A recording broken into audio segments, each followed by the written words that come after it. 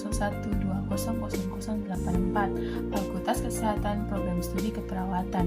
Tujuan saya membuat video ini yaitu untuk memenuhi tugas saya yang mengenai membuat anatomi fisiologi dari sistem pernafasan dan sistem endokrin. Yang pertama-tama saya akan mempresentasikan hasil saya mengenai sistem pernafasan, dan kedua yaitu mengenai sistem endokrin. Selamat menyaksikan. Ya, jadi di sini saya akan mempresentasikan hasil kerja saya mengenai sistem pernafasan. Perlu kita ketahui bahwa sistem pernafasan itu terbagi menjadi dua. Yang pertama, sistem pernafasan bagian atas dan juga sistem pernafasan bagian bawah. Sistem pernafasan bagian atas itu terdiri dari rongga hidung, mulut juga bisa, kemudian faring, kemudian laring, dan trachea. Juga pernafasan bagian bawah itu ini bronkus, kemudian alveolus, dan paru-paru. Kita masuk dengan penjelasan anatomi dan fisiologi dari pernafasan bagian atas. Yang pertama yaitu rongga hidung. Rongga hidung ini mempunyai beberapa fungsi utama, yaitu sebagai indera penciuman. Kemudian juga yang paling utama dalam pernafasan ini yaitu udara masuk melalui hidung. Udara yang masuk melalui hidung ini udara juga masuk dan juga bisa keluar melalui hidung. Kemudian udara yang masuk melalui hidung ini akan disaring oleh bulu-bulu halus yang ada di dalam ini. Ketika udara itu kotor, dia masuk, bulu-bulu halus ini akan menyaring atau bulu-bulu hidung akan menyaring, serta udara yang masuk itu merupakan udara yang sudah disaring. Kemudian mulut juga, rongga mulut ini juga kita dapat bernafas melalui rongga mulut juga. Ketika kita mau relaksasi, kita dapat menghirup dari mulut dan juga hidung. Namun jangan terlalu keseringan bernafas dengan mulut karena tidak dapat menyaring udara yang masuk. Kemudian ada faring. Faring ini berbentuk seperti corong. Ada fungsi faring ini juga sebagai masuknya juga makanan. Ini juga merupakan sistem pencernaan. Dia yang mengentalkan makanan ke dalam. Namun fungsinya di sini yaitu untuk menghasilkan suara. Jadi udaranya masuk ke dalam sini. Kemudian ada laring. Laring ini terletak di bawah faring ya. Terletak di bawah faring sini. Laringnya terletak di bawah faring. Kemudian fungsi yaitu pita suara yang menghubungkan faring dengan trachea ini. Menghubungkan faring dengan trachea. Kemudian laring berperan sebagai titik, ya ini titik transisi antara saluran nafas atas dan saluran nafas bawah.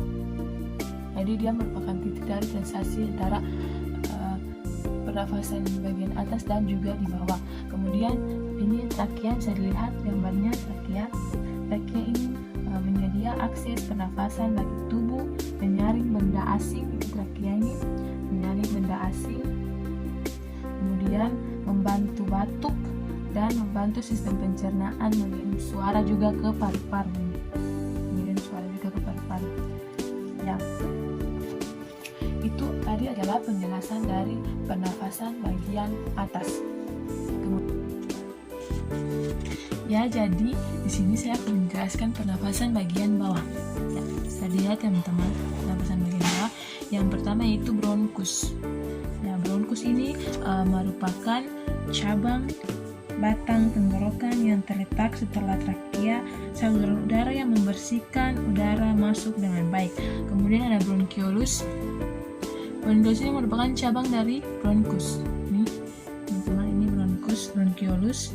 Bronchiolus ini merupakan cabang dari bronkus untuk menyalurkan udara dari bronkus ke alveolus, juga mengontrol udara yang keluar masuk. Ini bronchiolus ini kan.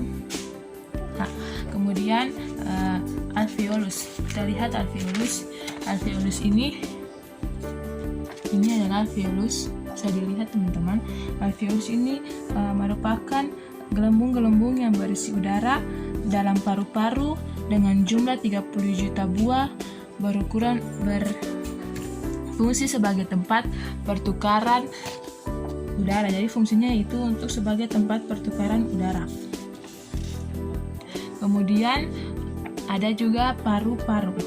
Ini adalah gambar paru-paru, teman-teman. Ini paru-paru. Paru-paru ini memiliki sepasang paru-paru yang terletak di rongga dada sebelah kiri dan kanan. Paru-paru kanan memiliki 3 lobus dan paru-paru kiri memiliki 2 lobus. Kemudian bagian luar paru-paru ini dibungkus oleh selaput pleura yang dimana berfungsi sebagai pelindung paru-paru dari gesekan ketika bernafas. Ya, dan kemudian ada fungsi dari paru-paru yaitu sebagai proses difusi di mana pengelola udara yang masuk di dalam tubuh dan memisahkan antara oksigen dan juga karbon dioksida. Ini teman-teman paru-paru. Ya, kemudian kita juga akan masuk dengan mekanisme dari pernafasan. Maka mekanisme pernafasan yaitu dalam mekanisme pernafasan terdapat 2 tahap, yaitu tahap ekspirasi atau menghembuskan dan juga tahap inspirasi atau menghirup udara. Kita dapat melakukan kedua pernafasan ini dengan pernafasan dada serta juga perut. Kemudian dalam pernafasan dada ini otot yang berperan adalah otot antara tulang rusuk. Jika otot antara tulang rusuk berkontraksi, tulang rusuk akan terangkat sehingga rongga dada membesar atau volumenya menjadi bertambah. Kemudian dalam pernafasan perut ini kita melibatkan otot yang namanya diafragma. Ketika kita bernafas dengan dada kita akan mengembang dan juga perut kita juga akan mengikutinya. Ya, jadi di sini kemudian saya akan menjelaskan mengenai sistem endokrin. Jadi bisa dilihat, nanti saya akan dekatkan gambarnya ke kamera. Yang pertama yaitu ini hipotalamus. Hipotalamus ini berada di sini, bisa dilihat. Hipotalamus ini bagian otak yang menularkan bahan kimia berupa hormon, mengontrol suhu tubuh, mengontrol rasa lapar dan haus. Kemudian yang kedua, hipofisis. Ini hipofisis. Ya, ini hipofisis ini yang terletak di dasar tengkorak untuk mengatur sekresi hormon, untuk mempengaruhi kelenjar lainnya, untuk mengatur proses pertumbuhan ini. Semuanya ini. Ya, yang ketiga ini yaitu kelenjar tiroid. Ini kelenjar tiroid. Ini merupakan kelenjar tiroid, bisa dilihat teman-teman. Kelenjar tiroid. Kelenjar tiroid ini terletak di leher bagian bawah dan melekat di dinding leher, mengatur protein, mengatur sintetitas terhadap hormon lainnya. Ini kan bisa dilihat. Ya, kemudian ada badan pineal atau kelenjar pineal. Nih, tuh di situ. Ya, ini berada di dalam ventrikel otak, berbentuk seperti cemara untuk mengatur sekresi internal, menghasilkan hormon mikroklik. Kemudian paratiroid. Paratiroid ini ya, itu selaput yang membungkusi tiroid, mengatur kadar kalsium sebagai penghasil hormon. Ya, ini dia membungkus kelenjar tiroid. Kemudian kelenjar timus. Kelenjar timus ini yang warna kuning ini ya, terletak di rongga dada, tepatnya di belakang dada dan di antara paru-paru, menghasilkan sel darah putih. Ini menghasilkan sel darah putih. Kemudian kelenjar adrenal. Kelenjar adrenal. Ini teman-teman, kelenjar adrenal. Tuh, kelenjar adrenal.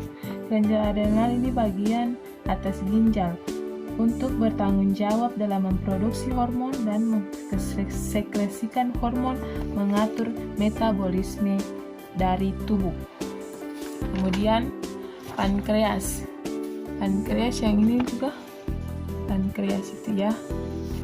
Pankreas yang kuning juga itu tuh ya. Pankreas ini menghasilkan hormon eksokrin dan hormon endokrin. Pankreas ya. Kemudian ada yang terakhir yaitu kelenjar kelamin. Ya, jadi teman-teman yang saya miliki di gambar ini merupakan kelenjar dari wanita, dan sistem endokrin yang terakhir yaitu kelenjar kelamin. Dan yang saya punya ini yang wanita itu fungsinya pasti berbeda dengan pria juga. Yang perempuan itu fungsinya itu menghasilkan dan memproduksikan sel telur, juga menghasilkan hormon steroid, fertida, dan juga ektroet. Ini teman-teman bisa lihat. Kemudian laki-laki itu juga punya berbeda, tapi saya memiliki gambar hanya sini yang perempuan punya. Laki-laki punya itu namanya buah sakar, itu menghasilkan sperma serta menghasilkan hormon testosteron ya. Demikian teman-teman hasil presentasi saya mengenai sistem endokrin. Atas perhatian dan telah menonton video saya mengucapkan terima kasih. Shalom. Jadi itu adalah presentasi saya tentang sistem pernafasan dan juga endokrin. Sekian dan terima kasih. Jika ada kekurangan dan kesalahan saya memohon maaf. Terima kasih.